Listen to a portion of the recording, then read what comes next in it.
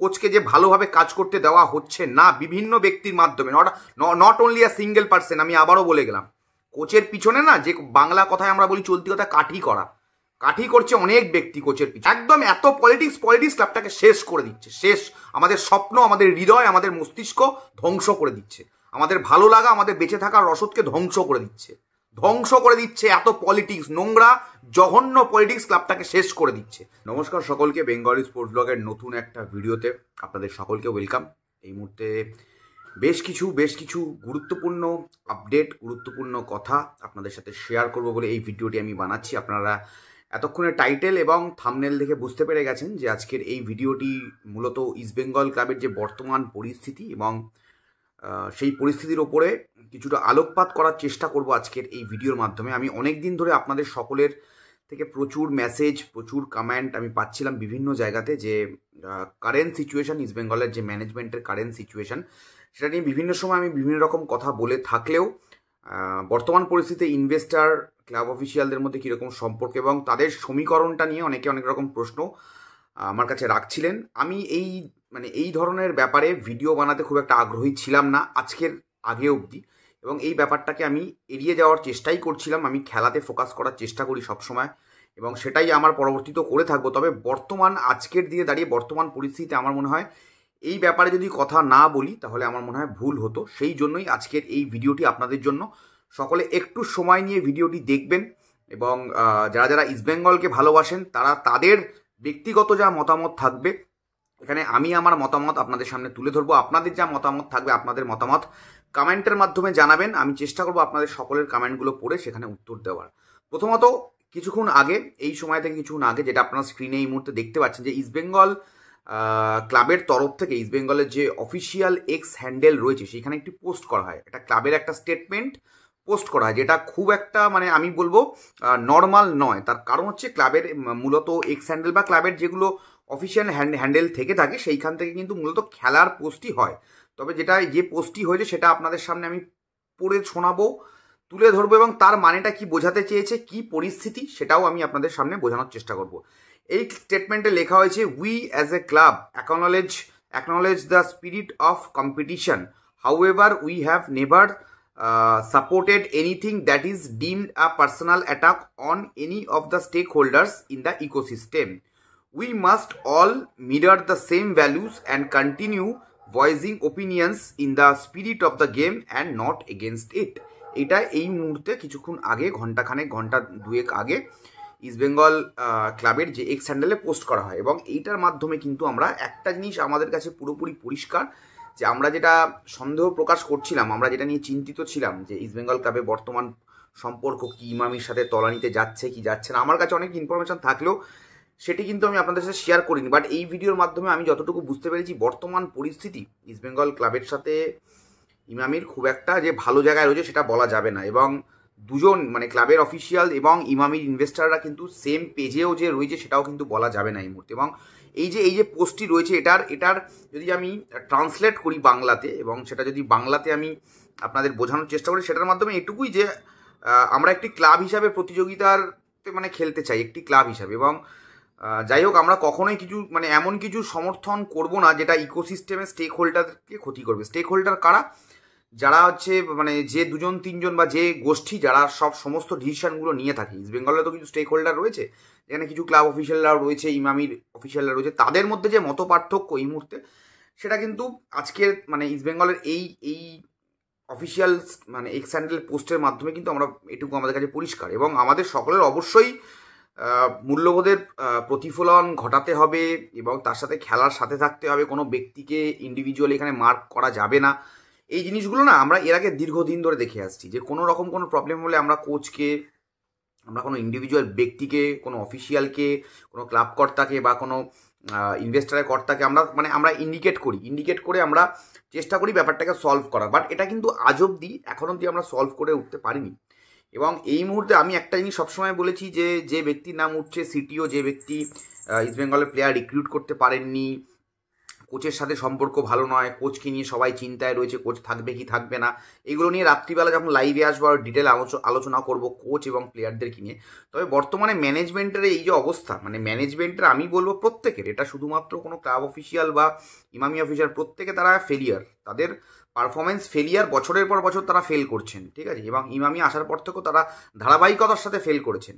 এবং তাদের মধ্যে কে অন্তর্ঘাত করেছে, ইস্টবেঙ্গলে তো অন্তর্ঘাতের ইতিহাস দীর্ঘ লম্বা, সেই জন্যই ব্যর্থতার ইতিহাসটা ইস্টবেঙ্গলে দীর্ঘায়িত হচ্ছে। বছরের পর বছর ইস্টবেঙ্গলে শুধু ব্যর্থতার ইতিহাস নিয়ে আমরা আলোচনা করে যাই, আমরা আলোচনাতে শুধুমাত্র মত্ত থাকি, ইস্টবেঙ্গলের ব্যর্থতার ইতিহাস নিয়ে আলোচনা করবো। এটা তো মানে বলে না, করবা হতা হ্যায় সাচ, ইয়ে সাচ তো করবাই হে, মানে একদম তেতো সত্যি কথা। আমাদের ব্যর্থতার ইতিহাস নিয়ে আমাদের আলোচনা করতে হচ্ছে শেষ এত বছর ধরে, দীর্ঘদিন ধরে। তো এইখানে আমি এখনও বলছি, কোনো সিটিও, কোনো কর্তা, কোনো ব্যক্তি ইন্ডিভিজুয়ালি আমার মনে হয় সেই ব্যক্তির ইনফ্লুয়েন্স থাকতে পারে, he can be a influential person, but সেই ব্যক্তির জন্য যে আজকে এই ডিজাস্টার আমার মনে হয় না, আমি কিন্তু বারবার বলি। এবং আমি একটা জিনিস বলছি, এইখানে কোনো ব্যক্তিকে কিন্তু আপনাদের সকলকে বলবো, আপনাদেরকে এরকম চেষ্টা করা হবে যে কোনো ব্যক্তির দিকে মানে আঙুল তুলে দেওয়া যে এই ব্যক্তির জন্যই সব কিছু হয়েছে, একদমই নয়। কোনো ব্যক্তির দিকে যদি কেউ আঙুল তুলে নিজেকে সেভ করার চেষ্টা করে, তার মানে জানবেন he was also part of that game, ঠিক আছে। এখন সেই গেমটার পার্ট প্রত্যেকে ছিল, এখন গেমটা চলছে না, গেমটাতে মানে কি বলবো, সকলের সামনে চলে আসছে যে একটা মানে বিশৃঙ্খলা, একটা বিশৃঙ্খলা, যেভাবে হাফ ফিট প্লেয়ারদেরকে সারা সিজন ইস্টবেঙ্গল বই বেরিয়েছে, এটা তো মানে বোঝাই যাচ্ছে না, মানে এটা নিয়ে নতুন করে বলার কিছু নেই। বিভিন্ন জায়গায় বিভিন্ন রকম সমর্থকরা কথা বলছে, সমর্থকদের তো কথা ফেলে দেওয়ার মতো নয়। একটা সুস্থ ক্লাবে, একটা সুস্থ পরিবেশে কখনো এই জিনিস চলতে পারে না, যেখানে দীর্ঘদিন ধরে কোনো সফলতা নেই, কোনো মানে ধারাবাহিক সাফল্য নেই, যে ক্লাবে ধারাবাহিক সাফল্য 12 বছর বাদে একটা ট্রফিকে কখনো ধারাবাহিক সাফল্যের মধ্যে ধরা যায় না, ঠিক আছে। 12 বছরে একটা যুগ, এক যুগে একটা ট্রফিকে কখনো ধারাবাহিক সাফল্য হিসাবে দেখা যায় না। আর এই মুহূর্তেও দাঁড়িয়ে যদি কেউ কোনো ব্যক্তিকে বলে না যে এই ব্যক্তির জন্য হয়নি বা ওই ব্যক্তির জন্য নেই, তারা কমপ্লিটলি ভুল। পুরো প্রসেসে যারা রয়েছে দীর্ঘদিন ধরে, বছরের পর বছর ধরে, তারা নিজেদের ভুলটা নিজেদের জানা উচিত। এইখানে লিখেছে না যে মিরার, এই যে আমিও বলেছিলাম যে আয়নার যখন অপর দিকে আঙুল তুলবে, আজকে ক্লাব স্টেটমেন্টও তাই সেই ওয়ার্ডটা ইউজ করা আছে, মিরার, যে যখন তুমি আঙুল তুলবে, আয়নার দিকে তাকিয়ে যখন আঙুল তুলবে, আঙুলটা কিন্তু তোমার দিকেও আসছে, এটা কিন্তু মাথায় রাখতে হবে। এবং এই জায়গা থেকে যদি বেরোনোর প্রকৃত ইচ্ছা থাকে, এখানে প্রত্যেককে নিজেকে সেফগার্ড করার চেষ্টা করছে এই মুহূর্তে, যতটুকু বুঝতে পারছি দেখে, যে আমি কিছু ভুল করিনি, ওই ব্যক্তি ভুল করেছে, সেই ব্যক্তি ভুল করেছে, ওই XYZ ভুল করেছে, আমি কিছু করিনি, আমি সবসময় ঠিক করি ক্লাবের জন্য। এটা তো হতে পারে না, সবসময় ঠিক করলে এত ধারাবাহিক ব্যর্থতা আসতো না, ধারাবাহিক সফলতাও না আসতে পারে। ধারাবাহিক সফলতা আনা খুব ডিফিকাল্ট এই মুহূর্তে ইন্ডিয়ান ফুটবলে, খুব কম ক্লাব পারছে ধারাবাহিকভাবে সফলতা আনতে, ঠিক আছে। বাট ধারাবাহিকভাবে ব্যর্থতা যদি আমাকে বছরের পর বছর, মাসের পর মাস ধরে রাখতে হয়, তো অবশ্যই। এবং এই যেটা আমরা শুনতে পাচ্ছি এই মুহূর্তে, ইমামি থাকবে কি থাকবে না, আমি যতটুকু এই মুহূর্তে জানি, ইমামির নেক্সট সিজনে ইস্টবেঙ্গলে থাকার চান্সেস 50-50 এই মুহূর্তে, পরিষ্কার কথা। আমি যতটুকু শুনেছি, এটা আমি বলতে চাইছিলাম না, মিড অফ দ্য সিজনে আমি যতটুকু জানি মানে 50-50 থাকতেও পারে, নাও থাকতে পারে, এরকম একটা জায়গাতে রয়েছে। এবং আমি কিন্তু পার্সোনালি, তোমরা যদি আমাকে জিজ্ঞেস করো, আমি কিন্তু ইনভেস্টার চেঞ্জ চাই না, কারণ ইনভেস্টার চেঞ্জটাই কিন্তু বা কোচ চেঞ্জটাই কিন্তু শুধুমাত্র একটা আমি বলবো সাফল্যের চাবিকাঠি নয়, সেটা কিন্তু এর আগেও আমরা দেখেছি। ইনভেস্টার শ্রী সিমেন্ট গিয়ে ইমামি এসছে, আমরা কিন্তু সফল হইনি। কোয়েস গিয়ে শ্রী সিমেন্ট এসছিল, আমরা কিন্তু সফল হইনি, আমরা কিন্তু ভারতবর্ষের সেরা লিগ চ্যাম্পিয়ন হতে পারিনি, ঠিক আছে। তো আমাদের কিন্তু সাফল্যের চাবিকাঠি যদি খুঁজে পেতে হয়, যেটা খুঁজে পেতে ব্যর্থ ম্যানেজমেন্টের প্রতিটা ব্যক্তি, কেউ কারুর দায়িত্ব, কেউ কারুর ফেলিয়ারটা না ঝেড়ে ফেলা যায় না। যখন তুমি সফল হবে, 12 বছর বাদে ট্রফি জিতবে, তখন তুমি বুক চিতিয়ে সামনে এসে দাঁড়াবে, বাহবা নেবে, ঠিক আছে। এবং যখন তোমার টিম হারবে, তুমি তখন দিনের পর দিন হারবে, 10 নম্বর 11 নম্বরে থাকবে বছরের পর বছর, তখন তুমি আঙুলটা অন্য কারুর দিকে দেখিয়ে দেবে। এই ভীরুতা দেখানো যদি কেউ দেখিয়ে থাকে, তাহলে সে ভুল করছে, সে হয়তো ভুল করছে, সে একটা ভুল প্রসেসের মধ্যে দিয়ে আছে বলে আমার মনে হয়। এবং সমর্থকরা যারা দেখছো, প্রত্যেকে এই মুহূর্তে ভিডিওটি, তোমাদের কি মনে হচ্ছে বর্তমান পরিস্থিতিতে ঠিক কী চেঞ্জ হলে, এক্স্যাক্টলি কী চেঞ্জ হলে এই ক্লাবটি নিজের কি বলবো গৌরবময় অধ্যায়, যেটা পিছনে ফেলে এসছে ইস্টবেঙ্গল, এটা তো রিয়ালিটি, যে ইস্টবেঙ্গলের গৌরবময় যে অধ্যায়, যেটাকে নিয়ে আমরা গর্ব করি, যেটা আমাদের অহংকার, সেটাকে আমরা পিছনে ফেলে এসেছি, দীর্ঘদিন আগে ফেলে এসেছি।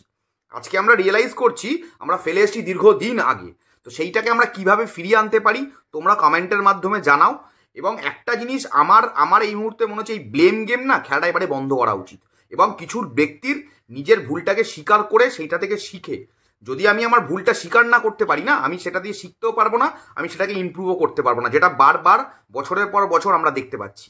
তো সেই ক্ষেত্রে আমি বলবো ইনভেস্টারকে ধরে রাখার যতটা চেষ্টা ক্লাবের করা উচিত, এবং ইনভেস্টারেরও উচিত ক্লাব কর্তাদের সাথে ক্লাবের সাথে সহযোগিতা করে একভাবে ক্লাবটাকে এগিয়ে নিয়ে যাওয়ার চেষ্টা করা উচিত। যদিও একদমই আনপ্যাশনেট একটা ইনভেস্টার, যাদের ফুটবলে স্পোর্টসে কোনো আদৌ প্যাশান আছে কিনা সেটা তো সন্দেহ আমাদের প্রত্যেকেরই ছিল, আছে, বাট আমাদের সেই প্যাশানটা না, আমাদের এই মুহূর্তে ইনভেস্টমেন্ট দরকার। কারণ একটা ইনভেস্টার চলে গেলে নতুন ইনভেস্টার, একই খেলা একই চক্রভূহে বন্দী হয়ে গেছে ইস্ট বেঙ্গল।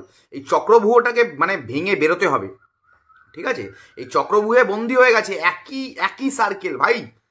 আমি আবার একটা কথা বলছি, আমার লাইভে আমি বহুবার বলেছি, আমি আমার লাইফ টাইমে বা তোমরা যারা দেখছো তোমাদের লাইফ টাইমে কিন্তু ইস্ট বেঙ্গল হারছে। আগে আমাগো ক্লাব কি করেছে সেইটা নিয়ে ধুয়ে জল খাওয়ার ব্যক্তি আমি নই। আমাগো ক্লাব আজকে কি করছে, ভবিষ্যতে কি করবে সেইটা নিয়ে আমরা ভাববো। আমি চ্যালেঞ্জ লিগ দিয়ে কেন এতটা মানে চিন্তিত, কারণ চ্যালেঞ্জ লিগটাই আমাদেরকে সব কিছু টার্ন অ্যারাউন্ড করাতে পারে, ঠিক আছে?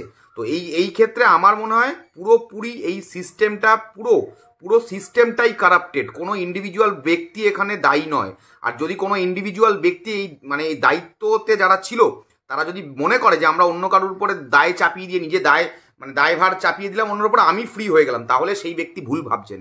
কারণ দায়টা আপনারও, আপনার সাথে যিনি ছিলেন, আপনার পাশের ব্যক্তি, প্রত্যেকের দায়। এই যে প্রত্যেকে যারা এই টিমটাকে চালাচ্ছে তারা প্রত্যেকে সমানভাবে দায়ী এই ব্যর্থতার জন্য, এবং এই ব্যর্থতা তারা কোনোভাবেই তারা এই ব্যর্থতার দায় এড়াতে পারে না। এবং তোমরা প্রত্যেকে যারা এই মুহূর্তে ভিডিওটি দেখলে তোমাদের কি মনে হচ্ছে কমেন্ট বক্সে জানাও। কোচ চলে যাবে, প্লেয়ারের সাথে প্রবলেম, সব কিছুই আমরা শুনতে পাচ্ছি, এবং কোচকে যে ভালোভাবে কাজ করতে দেওয়া হচ্ছে না বিভিন্ন ব্যক্তির মাধ্যমে, not only a single person. আমি আবারও বলে গেলাম, কোচের পিছনে না, যে বাংলা কথায় আমরা বলি চলতি কথা, কাঠি করছে অনেক ব্যক্তি কোচের পিছনে, ঠিক আছে? পরবর্তীতে রাত্রিবেলা লাইভে আসছি, কোচ বাইরে ভালো অফার আছে ভাই, প্রফেশনাল লোকজন। এই সিচুয়েশনে এরকম সিচুয়েশনে এত পলিটিক্স ক্লাবটাকে শেষ করে দিচ্ছে, একদম এত পলিটিক্স ক্লাবটাকে শেষ করে দিচ্ছে, আমাদের স্বপ্ন, আমাদের হৃদয়, আমাদের মস্তিষ্ক ধ্বংস করে দিচ্ছে, আমাদের ভালো লাগা, আমাদের বেঁচে থাকার রসদকে ধ্বংস করে দিচ্ছে এত পলিটিক্স, নোংরা জঘন্য পলিটিক্স ক্লাবটাকে শেষ করে দিচ্ছে দিনের পর দিন, বছরের পর বছর। শুধু মুখে শুধু মানে মিথ্যে, মানে কি বলবো, আশা। আমরা পিছিয়ে আছি ভারতীয় ফুটবলে, আঙুল দিয়ে দেখিয়ে দিচ্ছে ইন্ডিয়ান সুপার লিগ দিনের পর দিন, বছরের পর বছর। Thank you so much. আমি আমার বক্তব্য জানালাম, তোমরা তোমাদের বক্তব্য, মূল্যবান বক্তব্য কমেন্টের মাধ্যমে জানিও। রাত্রিবেলা আবার লাইভে দেখা হচ্ছে। এখনের মতো সকলকে টাটা।